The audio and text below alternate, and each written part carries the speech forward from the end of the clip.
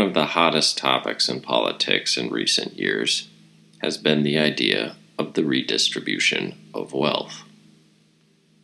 One of the most sensitive ideas in politics has been this idea of retributive justice, or trying to right historical wrongs today, reparations, making up for the errors of hundreds of years ago by having people today pay other people today, neither of whom was involved in any conflict.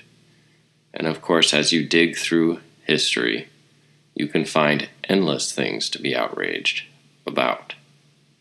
This idea has actually been implemented in other parts of the world, and so if we're going to decide public policy, the first thing that bears looking at is, well, how did it play out? How did it work out in other places where this idea has been tried? You know, we can sit here and speculate in ivory towers and say this will happen, that will happen. But really, you've got to do the empirical research. When we have examples to look at, we can pretty clearly predict what's going to happen if similar policies are implemented, say in America. So, let's look at this article that was published in Bloomberg by Godfrey Marijuana-Yika and Anthony Sugazin. It's titled, Zimbabwe Gives Land Back to White Farmers After Wrecking Economy. 2 decades after Robert Mugabe wrecked Zimbabwe's economy by urging black subsistence farmers to violently force white commercial farmers and their workers off their land, his successor has thrown in the towel. Emerson Mnangagwa's government has proposed settling all outstanding claims against it by farmers by offering them land. The object of the regulations is to provide for the disposal of land to persons entitled to compensation, Land Minister Perence Shiri said in regulations published in the Government Gazette Friday. The land seizures that began in the year 2000 were ratified by the government, which said they were needed to redress colonial imbalances. A vibrant agricultural industry that exported tobacco and roses and grew most of the food the nation needed collapsed. Periodic food shortages ensued, inflation became the highest in the world, and the manufacturing industry was decimated. What was one of Africa's richest countries became one of its poorest. And so here we can see, and of course we saw this with the kulaks, when they tried to take the land away from successful farmers and give it to the people, which sounds wonderful. If the people are doing good, well, then it must be a great idea. But then there is theory and then there is practice. And it turns out farming is a lot harder than Michael Bloomberg believes it is. It's not just throwing seeds in the ground. So keep in mind, not only were people starving to death, their money became worthless. Their manufacturing is now gone, so all the other jobs, because everybody had to leave industry to go try to scrape a living out of the soil. But the country went from being one of the richest to just about the poorest in the entire continent, putting it in the running for poorest nations in the world. Almost 4,500 white-owned properties and other protected under government-to-government agreements were affected by the program. The Southern African nation this year budgeted about $21 million for compensation.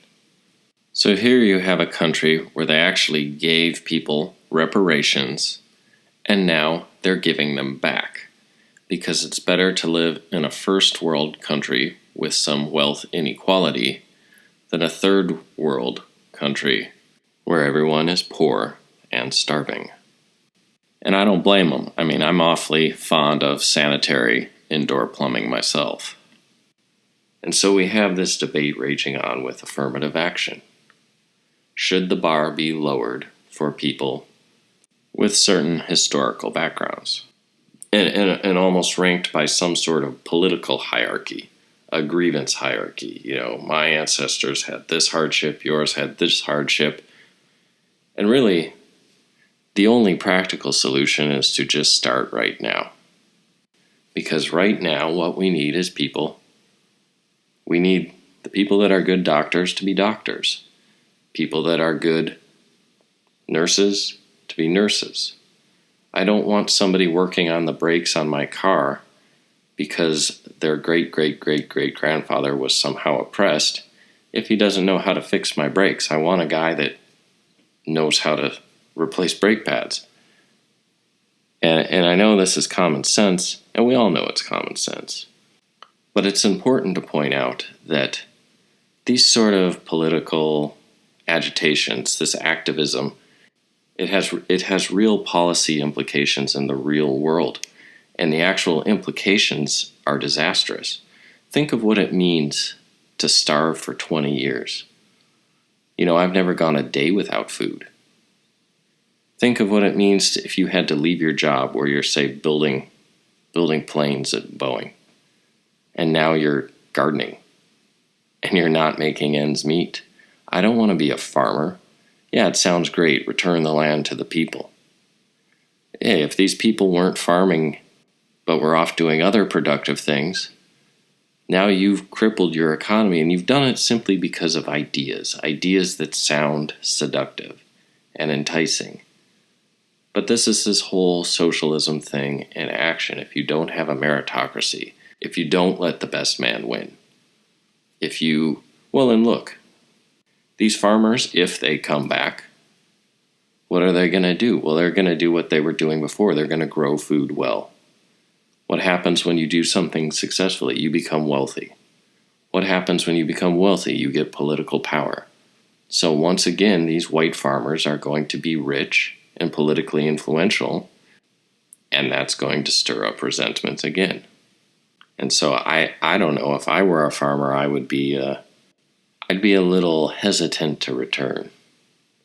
Think of the industries that were lost. Think of the investments that were lost. You don't just get capital investment. People are just not clamoring at your door, hey, let's build a factory in Zimbabwe. That ship has sailed. Government policy is not a game, and yet there's a lot of trendy college kids that seem to want to treat it as such. AOC got a second chance with Amazon after she chased them out of there, but those are real jobs. That's real money. That's real improvement. When you go and starve for 20 years, when your manufacturing base is destroyed, you've set yourself back 100 years, maybe more. I mean, you're never going to make up, and you're never going to make up for the loss of life. You're never going to make up for the suffering that you created today because you were so obsessed with the suffering of yesterday. And so by trying to write historical suffering, you've actually created suffering that is now going to be projected into the future for generations after this. And all this during 2 decades that created more wealth through capitalism across the world than we've ever seen. More people were lifted out of poverty than ever before. Half of the entire world is now middle class. But Zimbabwe, because of its far-left ideals, actually managed to not only get poorer, it managed to become one of the poorest nations in the world.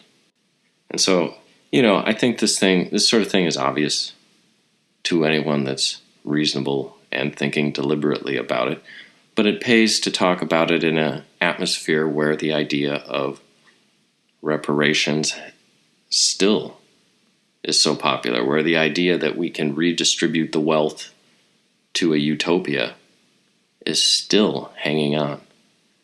We don't even need to go back into historical examples to see socialism fail. We can see it fail right here in the current year, in 2020.